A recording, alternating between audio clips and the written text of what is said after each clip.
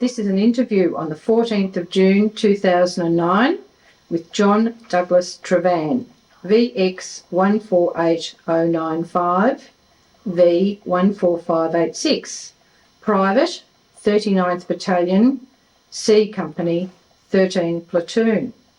May I call you John? You may. Well, first of all, John, tell us how you came to join the Army. I went to Melbourne Town Hall and saw a sergeant there, and we had an interview. He wrote down everything, and I was asked to go into a room at the back with several other men, and we had a medical examination there, and then after that they took us out to Royal Park and gave us some uniforms then. Yes. And what was that unit that you joined up with? Was it the militia or was it the... Militia, yes. And what battalion was that? It was Southern Command, headquarters, yes. Okay. Yes. And was that when you joined the band? Yes. Yeah. And how old were you? 17. So how did you manage that? I put my age up to 18. And what did your family think about you joining up at only 17? My father, who was a colonel in the army, I approached him and he said, yes, join the army. Yes. Where were you based then? Royal Park. Every night we used to have our meals there at Royal Park. Every day we used to go back to the Melbourne Town Hall as a band, Southern Command band, and play to the public every day. Every day? Yes. And did you sleep there as well, or did you go home? No, we had to go back to Royal Park because we were in the army then. Yes. And were your duties then just playing for the band? That's right. Yes. Right. Do you remember anything special that you played at? Not particularly. No, it was every day outside the Melbourne Town Hall. Yes. And what instrument did you play? A cornet. Yes. Did you enjoy that? Yes, I did. I was first cornet in the band. Yes. How big was the band? Quite large. Yes. About 40 or 50 or... We're going to fade that on it there. Yeah. Well, you're in the band, so how long were you in the band? Till about the end of November 41. I heard a rumour going around in headquarters that they wanted volunteers for a battalion going to New Guinea. So I spoke to some of my mates in the band, and they wanted to go too. So the six of us put in a transfer to the 39th Battalion. And do you remember their names? Tom Darcy, L.B. Wallace, Freddie Lewin, Bob Fisher. Yes. So after you joined the 39th, where were you stationed then? At Darley, just outside the Bacchus Marsh. Yes. And what were your duties then? In the band, 39th band. Yes. Did you have any sort of other training? No, no. And you would have heard that the unit was going to be travelling overseas. Yes. Well, that's why we joined in the first place. So you joined up for the adventure. Yes, yes. Do you remember what it was like then, the feeling amongst the band members, knowing that you were possibly going overseas? They were excited about. They knew they were going to New Guinea. They were excited about it. Yes. And what was your uniform like? Very plain. Yeah, typical private's uniform. Yeah.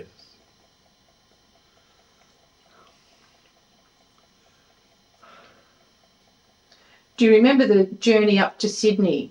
Yes. We were taken by truck down to Spencer Street Station, and my father had organised a train to take us to Sydney.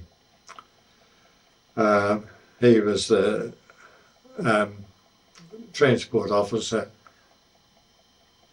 and so it boarded the train, and it went to Albury, but because of the different gauges, we had to change trains at Albury and get on the other one to Sydney. Yes.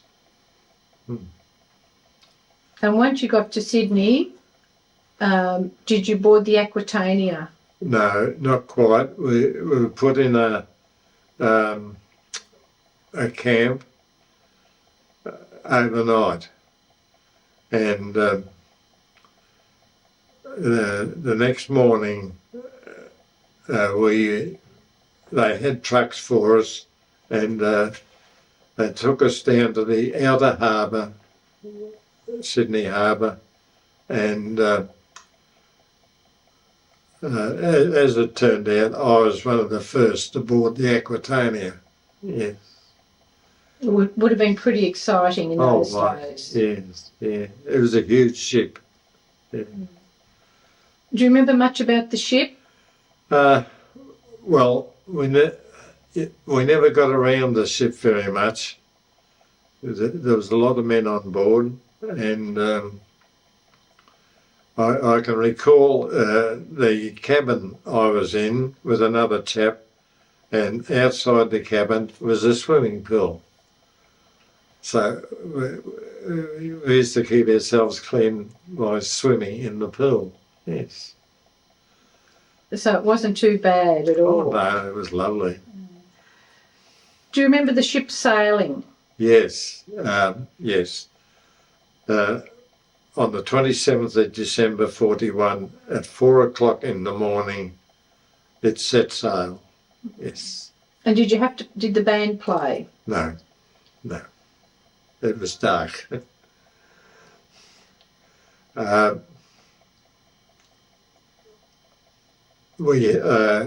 Outside the harbour, there was 2 warships waiting for us. The Achilles from New Zealand and the Perth of Australia. And do you remember much about the voyage up through the Straits? Yes.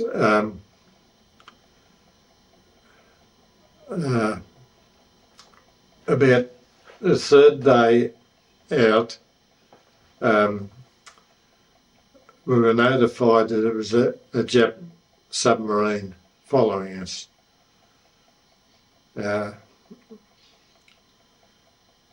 So the 2 warships got onto that, and we were right then.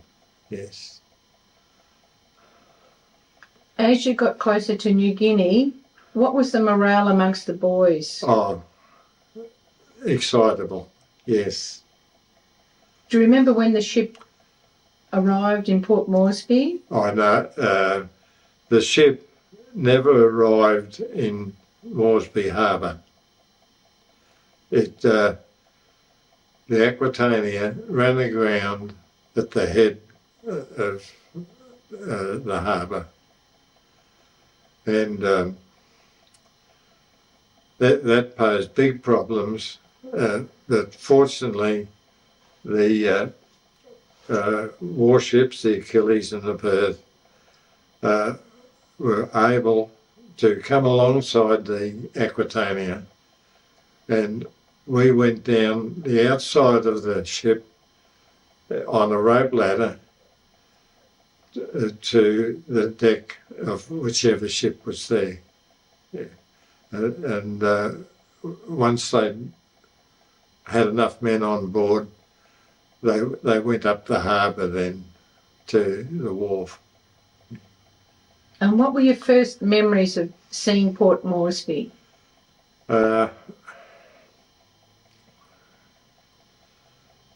We saw a town. It wasn't that big, yeah. But we were more interested in the hotels. There was 2 of them there. Did you get to go in them? One, yes. We went into one of them. On February the 2nd, Japan sent bombers over, and eventually the second hotel got blown to bits. Yeah. Just going back a bit, Yeah. after you first landed, Yes. where did you go and where were you camped? On board, we were put on board trucks and taken out to the 7 Mile airstrip. Yes. And you set up camp at the 7 Mile? At the 7 Mile, yes. And just tell us a little bit about daily life there, what you remember. What was your camp like? Well, I was with the band, and the band camped on a rise overlooking the airstrip, and we practiced as a band every day. Yes. Did you have any other duties? No duties at all. No. Did you have a cook? I think, from memory, they brought food to us. Yes. So how long were you roughly at the 7 Mile?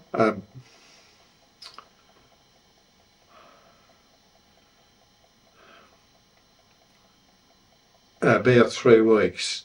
Yes. A fraction more. Yeah. And where did you go after that? Well, it had been organised that the battalion doctor would give us medical knowledge for at least a week, and that happened, and then we were sent in different directions to companies and platoons which were spread out in the battalion. I finished up at a place called Bootless Bay and joined 13 Platoon. Yeah. Just tell us a little bit about Bootless Bay. I believe there was a mission house there. Yes. There wasn't a mission house exactly there. We went for a walk through the jungle going eastwards, and we came across this mission house in the jungle. It was on its own. Yeah. It was empty. It was empty. Yeah. Yes. And tell us about the night you camped there and what you came across. We camped, generally speaking, on the veranda, which went right round the building, and I slept in the, or laid down in the southeast corner of the mission house, and happened to look up, and there was a huge python right above me. Yes. And what happened there? Well, I got a rifle and bayonet and stabbed at the python, and it dropped onto the floor and started to chase us. And we went right round the mission, but the python had backtracked, and when we came across it, it was going down a hole in the floor. Yeah. And I'm afraid we attacked it with bayonets. Yeah. Who was your best mates then? Well, I'd say with 13 Platoon, all of them are my best mates, yes, because I medically had to look after them. And who was your lieutenant then? Lieutenant Alf Salmon. And was he a good leader too? He was a very good man, yes. What sort of preparation did you have for the heat?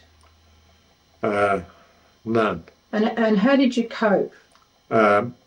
We used to swim in the ocean every day, naked. And did you do your own laundry? Well, I'd say the laundry got washed in the ocean. What sort of things did you do to keep yourselves amused, mainly at night time? Well, we used to go to bed reasonably early, around about 8 o'clock. And we had problems with crabs. I put my hand under my stretcher and got bitten by a crab. And Were you camped down near the beach? we were on the beach, yes. Yeah, on the beach. And I believe you also liked a game of cards. Yes, I liked the game of cards. 8 of us used to love playing poker, and we played poker every day. Every day? Yeah, in the afternoons. And did you ever win anything? Yes, I won quite a lot of money. How much was that? £2,000. That would have been a lot in those days. Yes. And what did you do with it? I sent it back to Australia.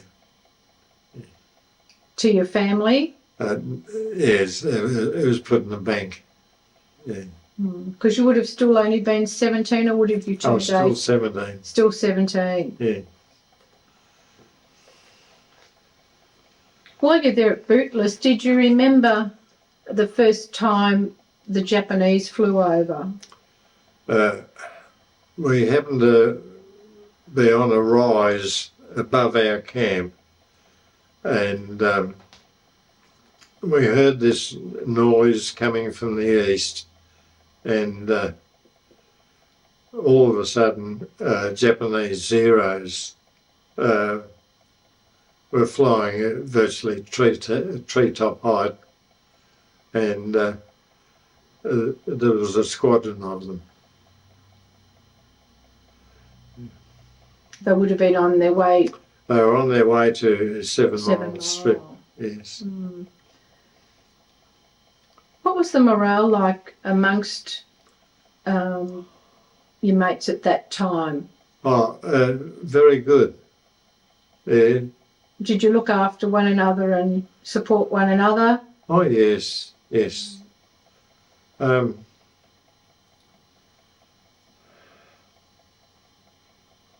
we had dug a trench alongside our tent, and just in case we were noticed by the Japanese, and jump into it. Do you remember who you shared your tent with?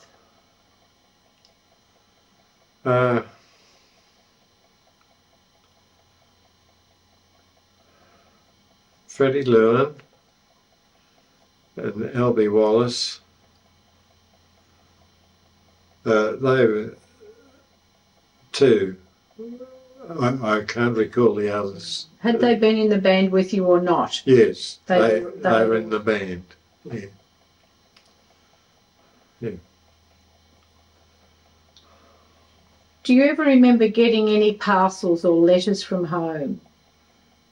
I got one letter from my mother at Bootless Bay, and that's the only one I ever got. I bet you cherished it. I did, yes, yes, yes. And did you write back? I wrote back, yes, the one letter wrote back, yeah, because it had to go through Lieutenant Salmon to be censored, yeah. So just tell us how your days were filled.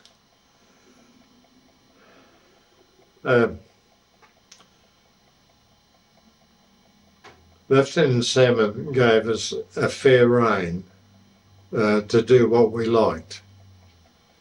So we frequently swam a lot in the ocean, and we used to investigate the jungle which went down to the ocean. Used to do that. What was your food like then?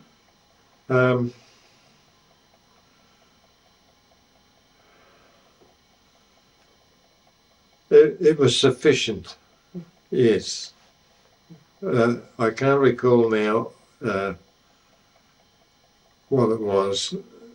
Probably bully beef, but no, I can't recall it. It was enough, yes. And did you have a rifle at this stage? I didn't carry a rifle. No, no. So none of the band members carried a rifle? No, no.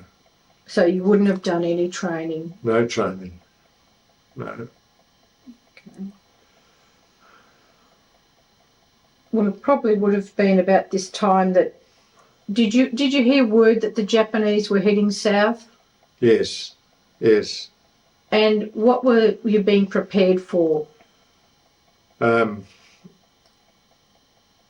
We thought that being at Bootless Bay, that the Japanese may come and land at Bootless Bay, and we would be ready for them. But it never turned out that way. The Japanese got as far as Milne Bay, and the American Navy got stuck into them and shooed them away. Well, I want to start now talking about when you went up the track and how that came about. Right. I do have to fill in prior to that. A and B Company had already gone up the trail, and C Company was called in to do an airstrip duty, and 13 Platoon was put on the east end of the strip, and there was a trench there, and I acquired a rifle, and a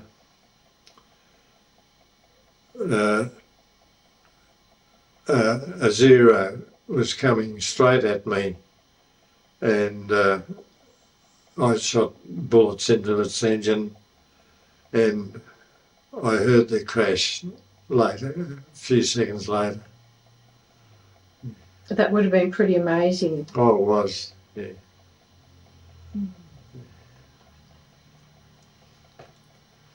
How often did the Japanese attack there at the 7 Mile? Every day.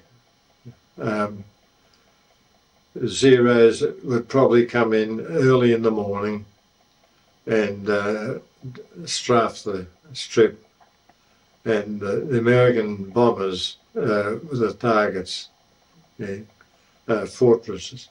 Was there a lot of activity there at the 7 Mile Yes, with the American planes yes, yeah. taking off? And We did have a squadron of our own Air Force. that would have been the Kitty Hawks. Kitty Hawks, yes. 37 Squadron. Squadron leader Jackson was in charge of that. Did you meet any of them? No, Were they camped down the other end? yes, we never saw them at all. Yeah. I've got to mention that Squadron leader Jackson chased a series of bombers who had bombed Moresby, and he was shot down and killed. What was the feeling amongst the men by this time? Did they feel it was more imminent that the Japanese were going to break through? Yes, we realised that the Japanese had occupied New Britain, Rabaul. They captured the battalion that was there, 22nd Battalion, and yes, we knew it. And how did you feel personally? Well, I wasn't frightened. That's amazing. Yeah. I don't think too many were frightened. No. No. We'd been sent up there to do a job, and we did it. In actual fact, you'd become soldiers. That's right. Even Yes. though you're in the band. Yes. Yeah. Well, A and B Company were getting a bad time at Kokoda, so they called in C Company, and we were taken up to Koitaki by truck and walked the rest of the way, McDonald's Corner, O's Corner, and all the way to Deniki. And we did that in 5.5 days. What do you remember about the jungle? Yeah, it was stifling, yeah. And of course it rained all day, which didn't help. You would have been wet all the time? Yeah, that's right, yes. And what do you remember about the walk? Very tiring, yes.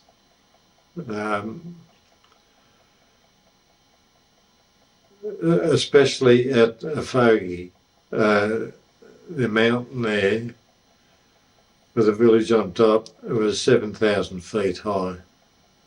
It was the highest in the Owen Stanley Ranges. So do you remember when the 13th platoon joined up with the rest of the battalion? Right. 13th Platoon was a part of C Company, and we occupied the village of Deniki. The village was a half-round stack of huts, and the men slept in those. And it was about 5 days they were able to sleep in that.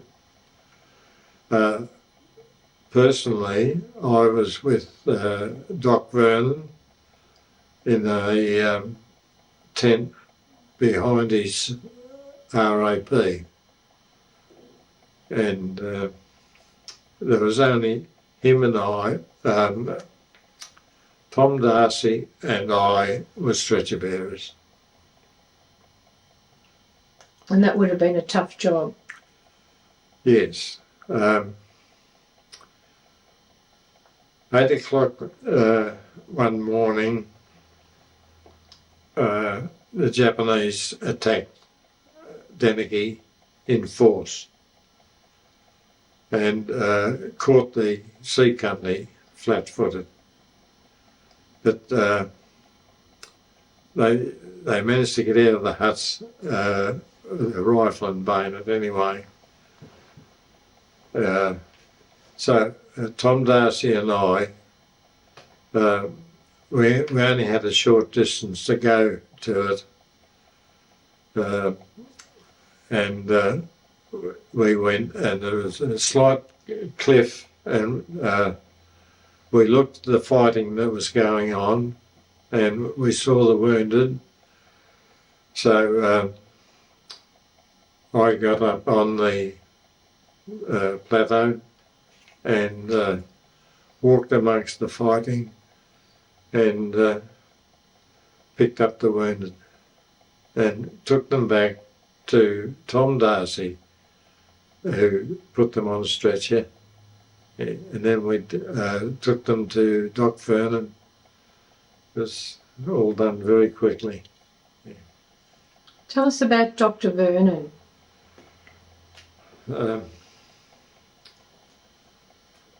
He was a good surgeon, yes. You couldn't talk to him very much. He was totally deaf. Yeah. He'd more or less attached himself to the 39th. He had, yes. Yeah. Because you didn't have a we never had a doctor. Officer. Yeah. He stayed with the 39th all the way, right back in the retreat. The men must have admired him. They did, yes, very much so. So after Deneki, you were chased back. You were outnumbered. Yes, we were outnumbered. The Japanese had taken Deneki, and their army was on the top of a ridge overlooking us. So the order was to withdraw, and we went back to Ishirava, and the Japanese followed us, and we held them off there at Ishirava for 4 days. At this time, did you have a rifle?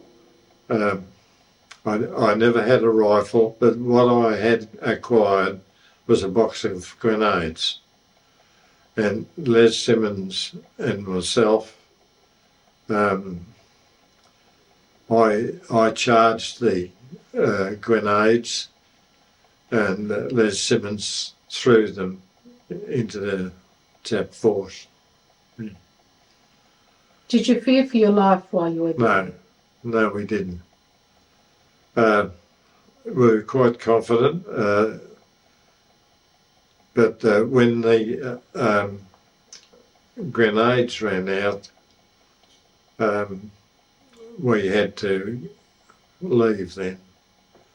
Well, incidentally, the 2nd 14th Battalion had come in then and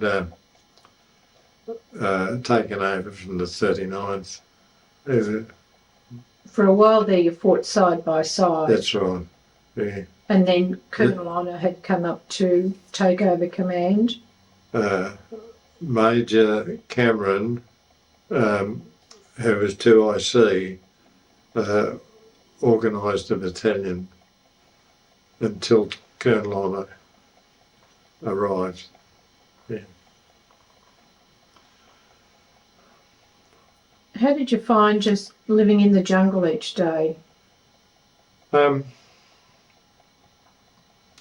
We had 2-man tents, and we slept on the ground. What did you do for food? Well, initially we had army biscuits, which the night before you had to fill your Dixie with water to soften them to make them edible. We only had a couple of tins of bully beef. That was all. So we started digging around the base of trees, and we got sweet potatoes, and we cooked them and ate them. That was our food. Do you remember who your sergeant was?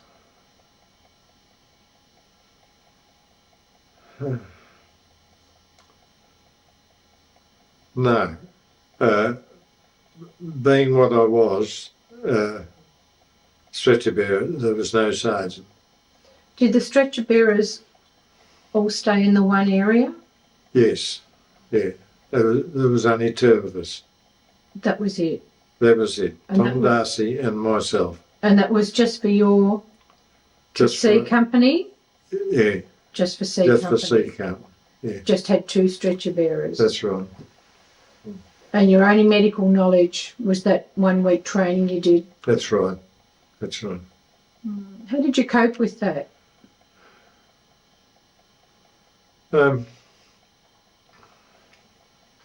We seemed to cope fairly well with it. Yes. Didn't go overboard, mind you, but we coped fairly well with it. So what happened at Ishurava? The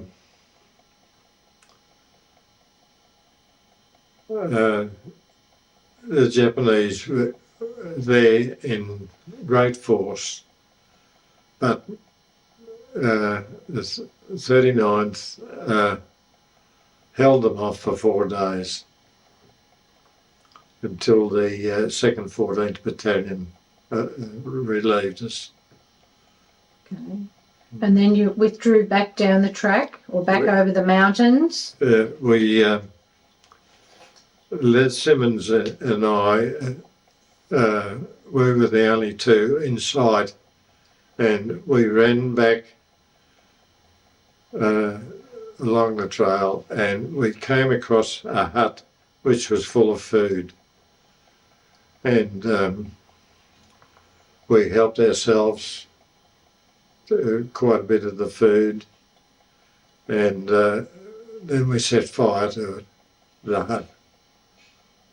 And then we went off towards Manari, and I came across Damon Para, and I asked him if he had a cigarette.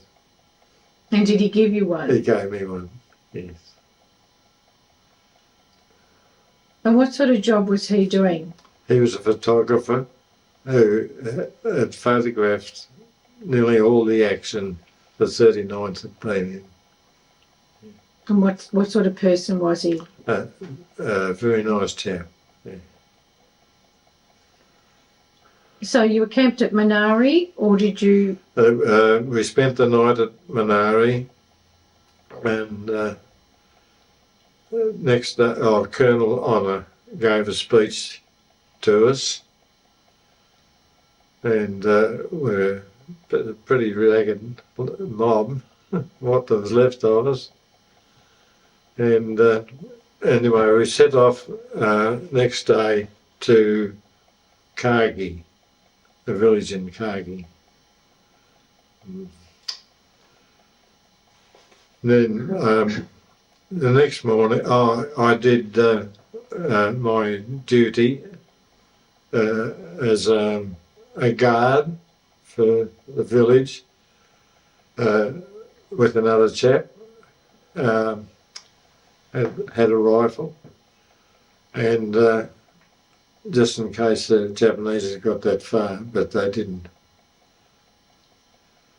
Next morning, we got a runner from the 2nd 14th Battalion that they were surrounded and about to be annihilated. And Colonel Honour asked the battalion would they go back. They did.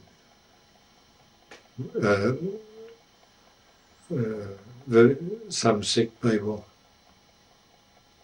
but So they went back. they went back to Isharava. Yeah, and we got the 2nd 14th there.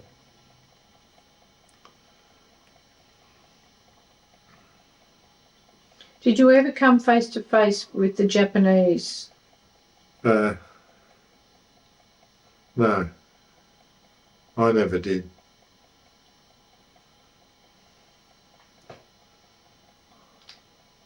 So after Isharava and then going back to Minari, do you remember what happened then?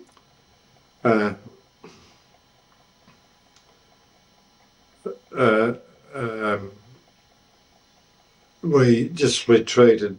The battalion was relieved of it staying in action, and in bunches, the 39th,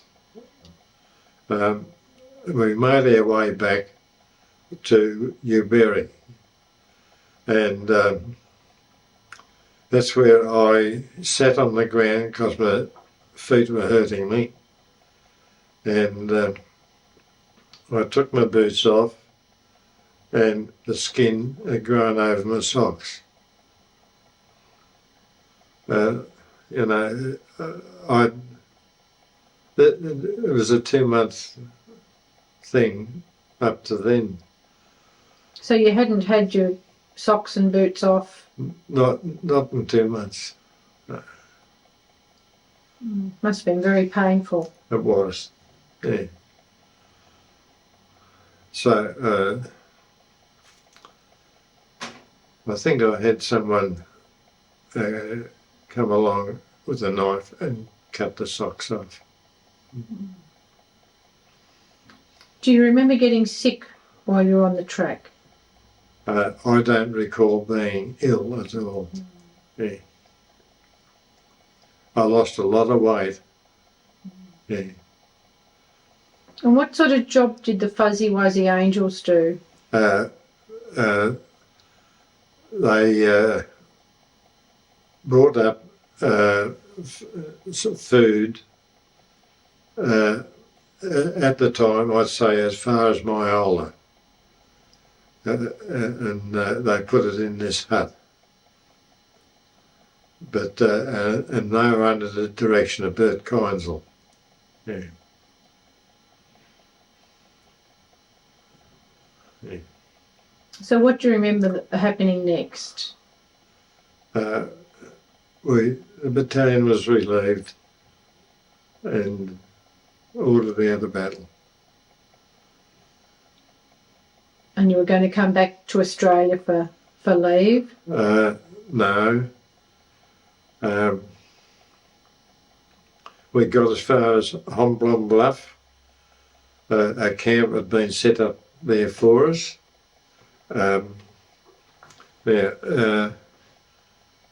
Some of the platoons, I don't know how many, but some of them went to the Goldie River to stop the Japs there.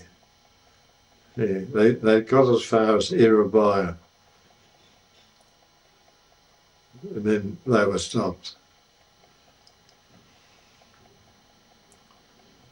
And so you returned to Australia with the battalion? No.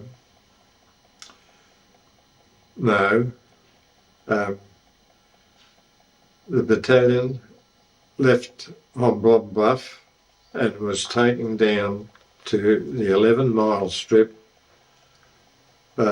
opposite a hospital, and a camp had been set up there for us. And did you go to hospital? No, but what we used to do,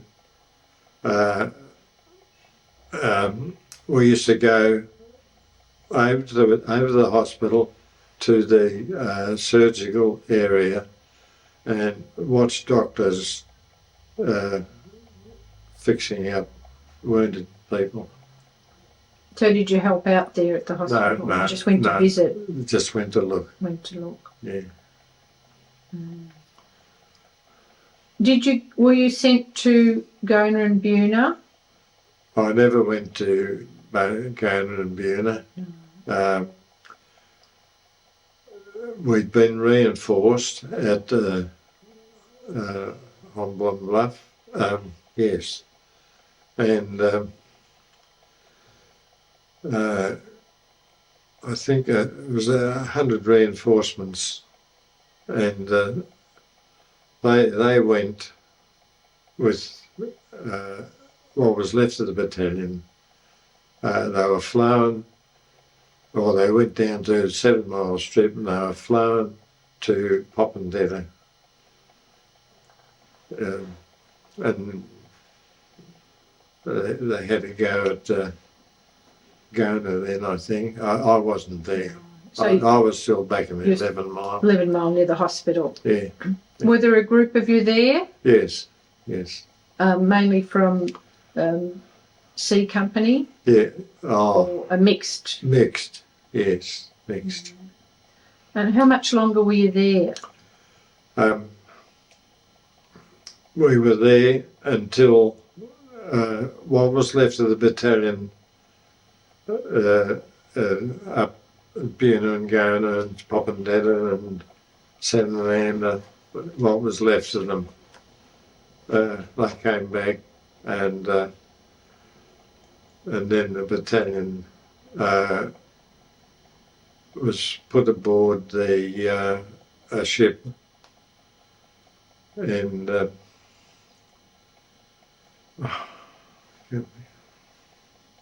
can't think of the name of it now.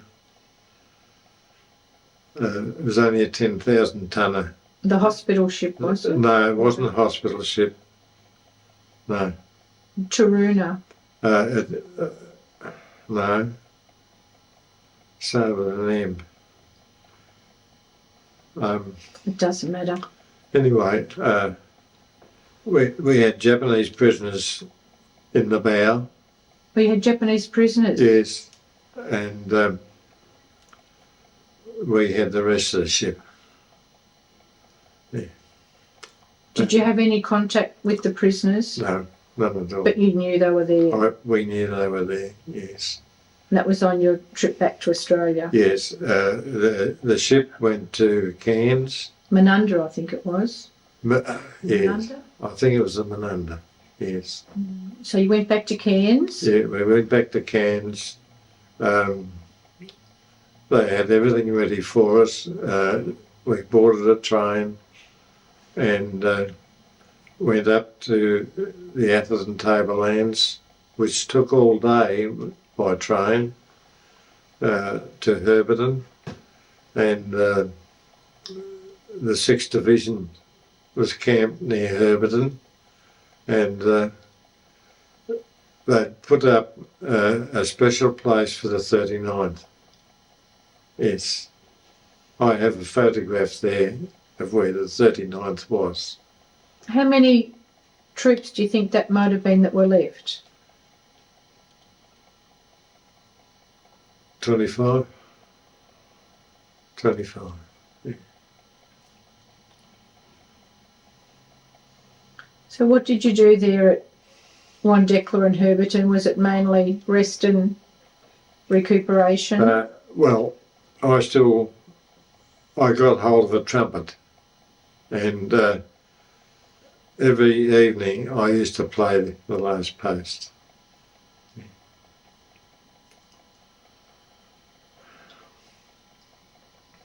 And what happened then? They came to us and asked us who wanted to join the AOF and who didn't. Well, I joined the AOF. The ones that didn't were sent, as far as I know, to the Solomon Islands, the 2nd 25th Battalion. And it was there at the Tablelands that the 39th was disbanded? That's right. Yeah. How did the news come through, and how did the soldiers feel about it?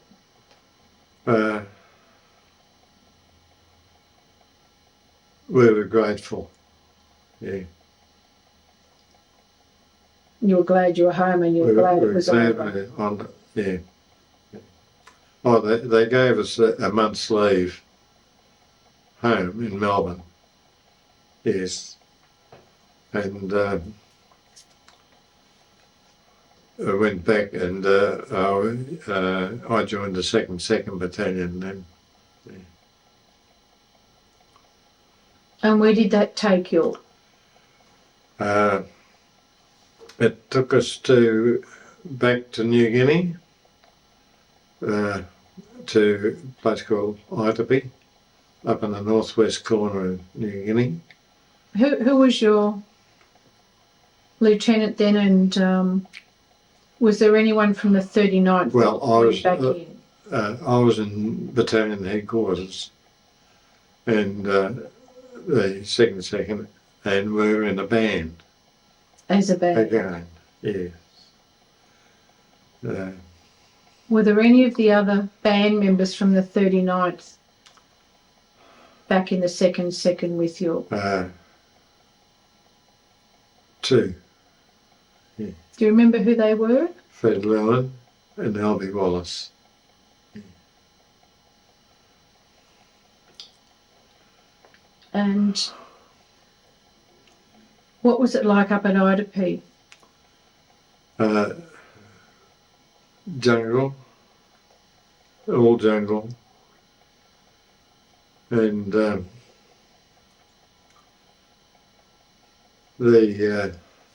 2nd Battalion's job was to push the Japanese back to Wewak. That took 3 months to do that. Yeah. And at Wewak, I volunteered to join the 2nd 4th as a rifleman. After all that time of just being in the band and seeing the action, Yeah. you decided that I might as well have a rifle, and at least I can defend myself. Well, I finished up with a machine gun. I was put in B Company, 2nd 4th Battalion, 11 Platoon, and the lieutenant came and asked me, would I be a scout? I said, yes, I would. So another chap and myself became the scouts for the 2nd 4th Battalion. That would have been pretty scary stuff. Well, we were on our own. Every time we went out, we were on our own. Although I think that the powers that be got a lot of confidence in me, and they sent me out on my own as a lead scout. Yeah. That would have been very scary. Very scary. I wasn't scared. No. I had the platoon behind me. Yeah. And how long were you up there? Till well, that's what they call the Prince Alexander Ranges. We were there until we heard the Japs had surrendered. And we were in the jungle, camped there, and we got word that the Japanese army was coming up a track. So we went down and stood on the edge of a cliff and just watched them. How did you feel? Relieved. Yeah. Well, how much longer was it before you got to come back to Australia? Quite a while. The 2nd and 4th Battalion was the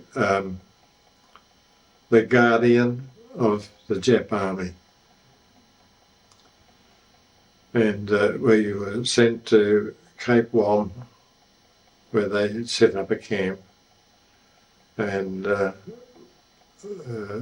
each one of us had some number of Japanese to supervise. I had them cleaning up the roadways. How did you find them? They were despondent. Yes, they'd lost.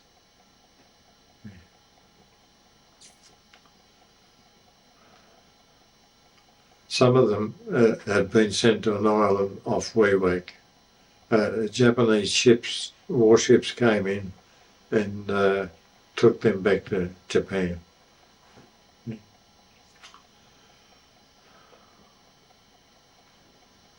What was it like when you finally got home?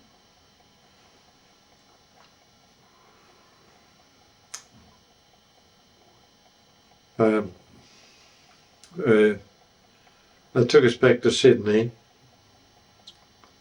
We spent overnight in a camp there. The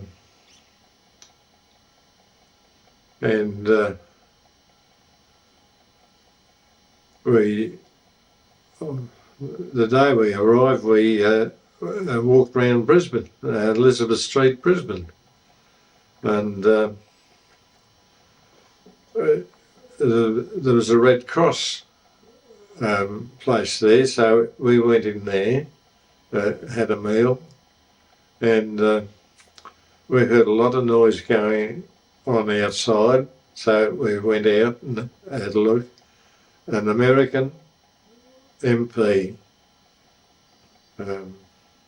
was stopping an old lady walking across the street.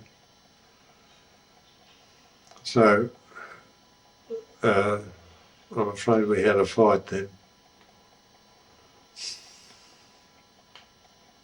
Well, John, on behalf of the 39th Battalion History Committee, I'd like to thank you very much for your time and thank you for this really great interview. Thank you. Thanks very much.